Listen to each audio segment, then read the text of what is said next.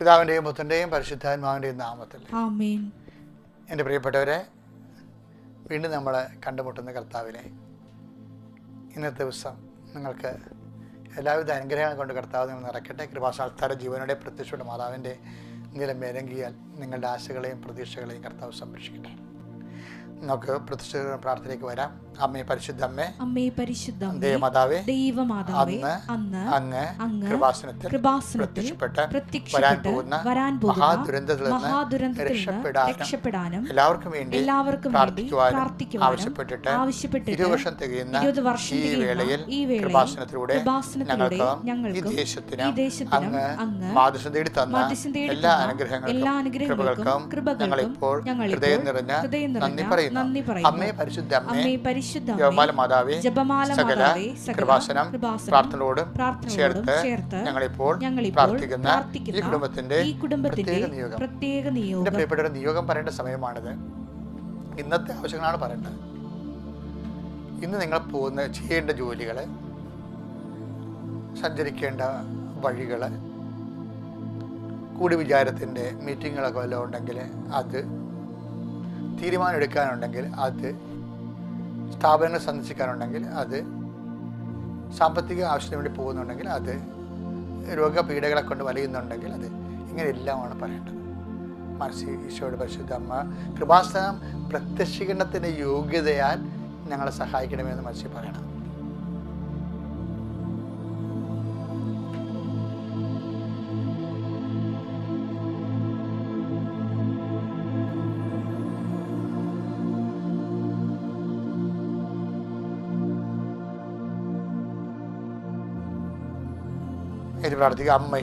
അമ്മയുടെ പ്രത്യക്ഷീകരണത്തിന്റെ ഈ ദ്വാദശവേളയിൽ ഞങ്ങൾക്ക് സാധിച്ചു തരുവാൻ കഴിയണമേ. വിശ്വാസ പ്രമാണം. സർവശക്തനായ പിതാവും ആകാശത്തിന്റെയും ഭൂമിയുടെയും സൃഷ്ടാവുമായ ദൈവത്തിൽ ഞാൻ വിശ്വസിക്കുന്നു. അവിടുത്തെ ഏകപുത്രനും ഞങ്ങളുടെ കർത്താവുമായ ഈശോ മിശിഹായിലും ഞാൻ വിശ്വസിക്കുന്നു. ഈ പുത്രൻ പരിശുദ്ധാത്മാവിനാൽ ഗർഭസ്ഥനായി കന്യകാമറിയത്തിൽ നിന്ന് പിറന്ന് പൊന്തിയോസ് പീലാത്തോസിന്റെ കാലത്ത് പീഡകൾ സഹിച്ച് കുരിശിൽ തറയ്ക്കപ്പെട്ട് മരിച്ച് അടക്കപ്പെട്ട് പാതാളങ്ങളിൽ ഇറങ്ങി മരിച്ചവരുടെ ഇടയിൽ നിന്ന് 3-ാം നാൾ ഉയർത്ത് സ്വർഗത്തിലേക്ക് എഴുന്നള്ളി സർവശക്തിയുള്ള പിതാവായ ദൈവത്തിന്റെ വലതുഭാഗത്തിരിക്കുന്നു. അവിടെ നിന്ന് ജീവിക്കുന്നവരെയും മരിച്ചവരെയും വിധിക്കുവാൻ വരുമെന്നും ഞാൻ വിശ്വസിക്കുന്നു. പരിശുദ്ധാത്മാവിലും ഞാൻ വിശ്വസിക്കുന്നു. വിശുദ്ധ കത്തോലിക്കാ സഭയിലും പുണ്യവാന്മാരുടെ ഐക്യത്തിലും പാപങ്ങളുടെ മോചനത്തിലും ശരീരത്തിന്റെ ഉയർപ്പിലും നിത്യമായ ജീവിതത്തിലും ഞാൻ വിശ്വസിക്കുന്നു. ആമേൻ. സുഖസ്ഥനായ ഞങ്ങളുടെ പിതാവേ, അങ്ങയുടെ നാമം പൂജിതമാകണമേ. അങ്ങയുടെ രാജ്യം വരണമേ. അങ്ങയുടെ തിരുമനസ് സ്വർഗത്തിലെ പോലെ ഭൂമിയിലും ആകണമേ. അന്നു വേണ്ടുന്ന ആഹാരം ഇന്ന് ഞങ്ങൾക്ക് തരണമേ.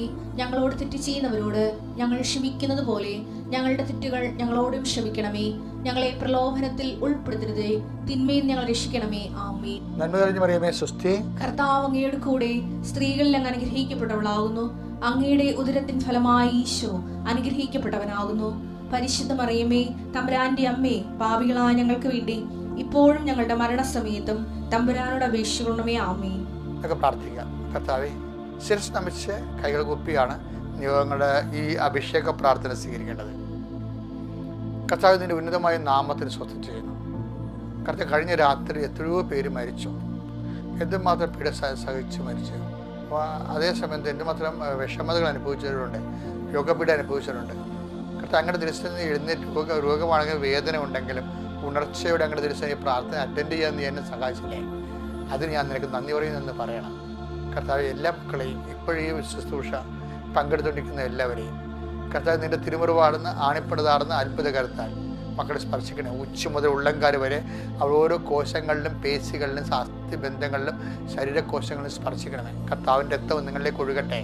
കർത്താവിൻ്റെ രക്തം മുൾക്കിടുന്ന് ഒഴുകുന്ന കർത്താവിൻ്റെ രക്തം, തിരുവല്ലാവിലും മുറിവിൽ നിന്ന് കർത്താവ് ഒഴുകുന്ന കർത്താവിൻ്റെ രക്തം നിങ്ങളിലേക്ക് ഒഴുകട്ടെ. കർത്താവെ, നിന്റെ നാമത്തെ സ്വന്തം കർത്താവെ, നിന്റെ വിശുദ്ധമായ രക്തം ഞങ്ങളുടെ എല്ലാ പാപങ്ങളും മോചിക്കുന്ന പോലെ ഞങ്ങളുടെ എല്ലാ ഭാരങ്ങളും ഞങ്ങൾ ഏറ്റെടുക്കുന്ന കർത്താവെ, ഏറ്റെടുക്കുന്ന ഞങ്ങൾ മനസ്സിലാക്കുന്ന കർത്താവെ. ഇപ്പോൾ കർത്താവ്, ഇന്ന് ഈ മക്കൾ പോകുന്ന വഴികൾ, ചെയ്തെടുക്കേണ്ട ജോലികൾ, പ്രോജക്റ്റുകൾ, പദ്ധതികൾ, അതുപോലെ തന്നെ കുടിശ്ശിക വന്നിട്ടുള്ള ഹോംവർക്കുകൾ, അതുപോലെ ഗൃഹപാഠങ്ങൾ, എന്ത് തന്നെയായാലും കർത്താവെ നീ ഇപ്പോൾ ഏറ്റെടുക്കണം. കർത്താവ്, ഇവിടെ സംരംഭങ്ങൾ, ഇവിടെ ആലോചനകൾ, ചിലർക്ക് കർത്താവെ ഒരു സംശയത്തിൽ ഇരിക്കുന്ന ആൾക്കാരുണ്ട്. അവിടെ ശരിയാകുമോ, അത് നമുക്ക് ശരിയാകുമോ, ഇങ്ങനെ ചെയ്താൽ ശരിയാകുമോ, അതുപോലെ ചെയ്താൽ ശരിയാകുമോ, വല്ല കുഴപ്പമുണ്ടാകുമോ, ആശങ്കയിലിരിക്കുന്നവരുണ്ട് ഈശോയെ. പല തീരുമാനം എടുത്തിട്ട് നടപ്പിൽപ്പെടുത്താൻ പറ്റാതെ ഇരിക്കുന്നവരുണ്ട് ഈശോയെ. അവരൊക്കെ നീ ഇപ്പം സന്ധിക്കണം കർത്താവേ. ഒത്തിരിയേറെ ലീവുകളായല്ലോ എന്ന് വിചാരിച്ചുകൊണ്ട് കർത്താവ് വിഷമിക്കുന്നവരുണ്ട് ഈശോയെ. അതുപോലെ പല തരത്തിലുള്ള വിഷമതകൾ, ശമ്പളം കിട്ടാത്തതിനെ പറ്റി വിഷമിക്കുന്നവരുണ്ട് ഈശോയെ. ശമ്പളം കിട്ടിയാലും കർത്താവ് കടങ്ങൾ തീരാതെ ഇരിക്കുന്നവരുണ്ട് ഈശോയെ. അപ്പം ഇങ്ങനെ ഒരു കുരുക്കി ചെന്ന് ചാടിയിട്ടുള്ള സാമ്പത്തിക കുരുക്കിലാകപ്പെട്ടുള്ള മനുഷ്യരുണ്ട് കർത്താവ്. അവർക്ക് ഒത്തിരി പേര് സഹായിക്കാമെന്ന് പറഞ്ഞിട്ട് അതൊക്കെ വിചാരിച്ചുകൊണ്ട് ഇരുന്നിട്ട് അവസാനം അതുമില്ല ഇതുമില്ലാത്ത രീതിയിൽ വല്ലാത്ത രീതിയിൽ ഒരു നെഞ്ചുവേദനയും വേർപ്പൊക്കെ ജീവിക്കുന്ന ആൾക്കാരുണ്ട് ഈശോയെ. അവരെല്ലാം നീ ആശീർവദിക്കണം. കുടുംബത്തിൽ എപ്പോഴും പറഞ്ഞ് സാമ്പത്തിക വിഷയം പറഞ്ഞു, അല്ലെങ്കിൽ വേറെ എന്തെങ്കിലും തകർച്ച സംഭവിച്ചത് നമ്മൾ ശ്രദ്ധിക്കേണ്ടതായിരുന്നു, പറഞ്ഞിട്ടും ശ്രദ്ധിച്ചില്ല, ഇപ്പോഴെങ്ങനെ ഇരിക്കണം എന്നൊക്കെ പറഞ്ഞിട്ട് അങ്ങോട്ടും ഇങ്ങോട്ടും വഴക്കിടുന്ന ഓരോ കാര്യങ്ങളില്ല ഈശോയെ. അതെല്ലാം ഇപ്പം അങ്ങേക്ക് ഏൽപ്പിക്കണം ഈശോയെ. ഇപ്പം എങ്ങനെ ഇരുന്നാലും കർത്താവ് നീ അവരുടെ സങ്കടവും അവരുടെ കണ്ണുനീരും ഭാരം ഏറ്റെടുത്ത് കഴിഞ്ഞാൽ ഇപ്പം നിൻ്റെ കൃപ പോലെ അതിരിക്കുമല്ലോ ഈശോയെ. അതുപോലെ ഇരുത്തണമെന്ന് പ്രാർത്ഥിക്കുന്ന കർത്താവ്. ഈശോ നിൻ്റെ വിശുദ്ധ പൗരോഹിത്യത്തെ നീ മഹത്വപ്പെടുത്തുന്ന കർത്താവ്. ഈശോ സഭയിലുള്ള സാന്നിധ്യം പ്രകടമാക്കണം ഈശോയെ. ഓരോ ആവശ്യങ്ങൾ കർത്താവ്, ഗർഭിണികൾ പ്രസവ ഡേറ്റുള്ളവരുണ്ടാവും. ചിലപ്പോൾ ഇന്ന് ആദ്യമായിട്ട് പേപ്പറിട്ട് നോക്കുമ്പോൾ ഇന്ന് ആദ്യമായിട്ട് പ്രഗ്നൻ്റായിട്ടുള്ള മക്കളുണ്ടാവും. അവരുടെ സന്തോഷത്തെ കർത്താവ് അങ്ങനെ അവരുടെ കുഞ്ഞിനെ നീ വയറ്റിലെ കുഞ്ഞിനെ സംരക്ഷിക്കണമെന്ന് പ്രാർത്ഥിക്കുന്ന ഈശോയെ. അമ്മയും കുഞ്ഞും സുഖമായിരിക്കാനും ആരോഗ്യമായിട്ടുള്ള കുഞ്ഞിനെ പ്രസവിക്കാനും കർത്താവ് നീ എല്ലാ ഗർഭിണികളുടെ വയറിനെ സ്പർശിക്കണേ കർത്താവ്. എല്ലാ രോഗികളെ നീ സ്പർശിക്കണേ കർത്താവ്. ഈശോ ശരീരത്തിൻ്റെ വിവിധ ഭാഗങ്ങളും മുഴയും സിസ്റ്റമുള്ളവരെ നീ സ്പർശിക്കണേ കർത്താവ്. കണ്ണിന് കാഴ്ചക്കുറവുള്ളവരും ചെവിക്ക് കേൾക്കുറവുള്ളവരും സ്രാവങ്ങൾ പുറപ്പെടുന്നവരെ സ്പർശിക്കണേ കർത്താവ്. രോഗപീഠകൾ കാരണം മരുന്നൊഴിയാത്ത കുടുംബങ്ങളും മരണത്തിന് മണമുള്ള വിഷയങ്ങളിൽ ജീവിതം ഭാരമായിട്ട് തോന്നുന്നവർ കർത്താവ്. പല തരത്തിൽ കർത്താവ് ഉത്തരവാദിത്തം ചെയ്യാൻ പറ്റാത്ത, ചിരിച്ചിട്ടോ സന്തോഷിച്ചിട്ടോ സൗഹാർദ്ദത്തോടെ സംസാരിച്ചിട്ടോ മാസങ്ങളായിട്ടുള്ള കുടുംബങ്ങളും വ്യക്തികളുണ്ട് ഈശോയെ. അവരെല്ലാം ഇന്നത്തെ ദിവസം ഒരു സുപ്രഭാതത്തിൽ ഈ പ്രാർത്ഥനയുടെ ശക്തിയാൽ കൃപാസനത്താരം നടന്ന 10,000-കണക്കിന് ആരാധനയുടെ ദൈവികമായ ശക്തി, അതിൻ്റെ ഭാരങ്ങൾ, പാപങ്ങൾ, മ്ലാനമായ അവസ്ഥകൾ യേശു ക്രിസ്തുവിന്റെ നാമത്തിൽ മാറിപ്പോകട്ടെ. ശ്രുതികട്ടെ. ഹല്ലേലൂയ. എൻ്റെ പ്രിയപ്പെട്ടവരെ, ഇന്ന് നമ്മൾ വായിക്കുന്നത് നവംബർ 6-ാം തീയതി ബുധനാഴ്ച ഹെബ്രായ ലേഖനത്തിലെ 6-ാം അധ്യായത്തിന്റെ 15-ാമത്തെ വാക്യമാണ് വായിക്കുന്നത്. വായിച്ചോളൂ. അബ്രാഹാം ദീർഘക്ഷമയോടെ കാത്തിരുന്ന് ഈ വാഗ്ദാനം പ്രാപിച്ചു. അത് നിങ്ങളത് ഏറ്റവും പറഞ്ഞ അച്ഛൻ്റെ കൂടെ. അബ്രാഹാം ദീർഘക്ഷമയോടെ കാത്തിരുന്ന് ഈ വാഗ്ദാനം പ്രാപിച്ചു. അപ്പോഴേ ഇതിൻ്റെ വരുന്നൊരു വിഷയമുണ്ട്. ചില കാര്യങ്ങൾ ഉടമ്പടി ഉടനടി പരിഹാരമാണെന്ന് അമ്മ നേരത്തെ പറഞ്ഞായിരുന്നു. പക്ഷേ ചില വിഷയങ്ങൾക്ക് ഇത്തിരി ദീർഘക്ഷമ വേണം. അത് നാച്ചുറൽ പ്രോസസ്സായേ ഉള്ളൂ. അതുപോലെ ഒരു വാഴയില്ലേ, വാഴ ഇങ്ങനെ കുലച്ചു കഴിഞ്ഞാൽ ഉടനെ പഴമാവുക ഇല്ല. നമ്മൾ എന്ത് പ്രാർത്ഥിച്ചാലും ദൈവം വാഴയ്ക്ക് ഒരു ഭാവിയും വിധിയും കൊടുത്തിട്ടുണ്ട്. 6 മാസം കഴിഞ്ഞ് മാത്രമേ അത് മൂത്ത് പഴമായി വരത്തുള്ളൂ.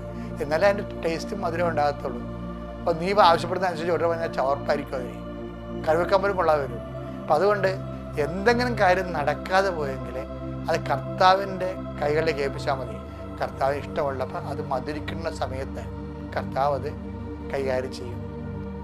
അത് മധുരിക്കുന്ന സമയത്ത്, അതുകൊണ്ട് നടക്കാതെ പെൻഡിങ്ങിന് വന്ന എല്ലാ കാര്യങ്ങളും കർത്താവിൻ്റെതാണ്. അതിവിടെ എനിക്ക് കാര്യമൊന്നുമില്ല, കർത്താവ് അവൻ്റെ സമയത്ത് ചെയ്തോളൂ.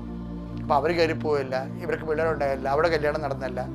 ഒരു കാരണവശാലും നീ മറ്റുള്ളവരുമായിട്ട് നീ കമ്പയർ ചെയ്ത്. കാര്യം ദൈവം പറഞ്ഞിട്ടുണ്ട്. എന്താണ്? ഫിലിപ്പിയർ 2:3 പറഞ്ഞിട്ടില്ലേ, പരസ്പരം മത്സരിക്കുന്നൊരു വിഡ്ഢികളാണെന്ന്, താരതമ്യം ചെയ്യുന്നൊരു വിഡ്ഢികളാണെന്ന് പറഞ്ഞിട്ടുണ്ട് ഫിലിപ്പിയർ 2:3.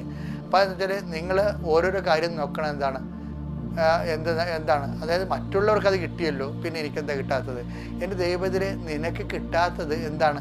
നീ ചോദിക്കേണ്ടത് ദൈവത്തെയാണ് ചോദിക്കേണ്ടത്. കർത്താവ് ഇത് താമസിക്കുന്നതിലൂടെ ആ താമസിക്കും നിൻ്റെ കൃപ കിട്ടുമെങ്കിൽ എനിക്ക് അതാണ് വേണ്ടത്. അതാണ് കാത്തിരുന്നത്. എബ്രഹാം ദീർഘക്ഷമയോടെ വാഗ്ദാനം കാത്തിരുന്ന് പ്രാപിച്ച്. എബ്രഹാം പ്രാപിച്ചത് ഇസഹാക്കിനൊന്നുമല്ല. എബ്രഹാം പ്രാപിച്ച ദൈവത്തിൻ്റെ കൃപയാണ്. കാത്തിരുന്ന് പ്രാപിക്കണം. ദൈവത്തിന് ഒരു കുഞ്ഞിനെ കൊടുക്കണമെങ്കിൽ കൃപാസനത്തിൽ വന്ന ആൾക്കാർ ഒക്കെ പെട്ടെന്നല്ലേ, 23 വർഷമായിട്ട് മക്കളില്ലാത്തവർക്ക് ഒറ്റ സെക്കൻഡ് മക്കളുണ്ടാകത്തില്ല അവർക്ക്. അപ്പോൾ ദൈവത്തിന് വേണമെങ്കിൽ എപ്പോഴും ചെയ്യാം. കാത്തിരുന്ന് പ്രാപിക്കണം ഒരിക്കലും ബ്ലെസ്സിങ് ആയിരിക്കത്തില്ല, അത് ഗ്രേസ് ആയിരിക്കും. അതാണ് എൻ്റെ വിഷയം.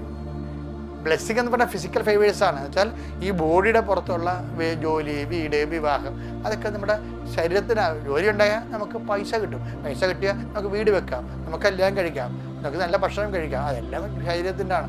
ശരീരം അവസാനം എന്ത് ചെയ്യും? ആശുപത്രിയിൽ കൊണ്ട് കളയും. ഇതെല്ലാം കാത്തിരുന്ന്, അതായത് പലതും ഈ ഇൻസ്റ്റൻ്റായിട്ട് കിട്ടുന്ന എല്ലാം ബ്ലെസ്സിങ്സും ബോഡിയുടേതാണ്. ബോഡിയെ സംബന്ധിച്ചിടത്തോളം കുറച്ച് കഴിയുമ്പോൾ ഇത് ഡിസൻഗ്രേറ്റ് പോകും. പക്ഷെ കാത്തിരുന്ന് പ്രാപിക്കുന്നത് ഫിസിക്കൽ ഫേവേഴ്സ് ആയിട്ടുള്ള അനുഗ്രഹങ്ങളല്ല, അത് കൃപയാണ്, ദൈവത്തിൻ്റെ ശക്തി തന്നെയാണ്. അത് നിത്യയ്ക്ക് സ്വരൂപിച്ച് ദൈവം നൽകണം. എന്തെങ്കിലും കാര്യങ്ങൾ നിനക്ക് കാത്തിരുന്ന് പ്രാപിക്കാൻ വിശ്വാസത്തോടെയും ദൈവസ്നേഹത്തോടെയും ഒരു വിഷയം ഉണ്ടെങ്കിൽ ഓർക്കുക, അതായിരിക്കും നിന്നെ നിത്യത തീരുമാനിക്കുന്നത്. നിത്യതയെ നിനക്ക് അവകാശമാക്കാൻ ദൈവം തീരുമാനിക്കുമ്പോഴാണ് ചില സബ്ജക്റ്റുകൾ താമസിച്ചു പോകുന്നത്. ദൈവം നിങ്ങളെ അനുഗ്രഹിക്കട്ടെ. Praise the Lord.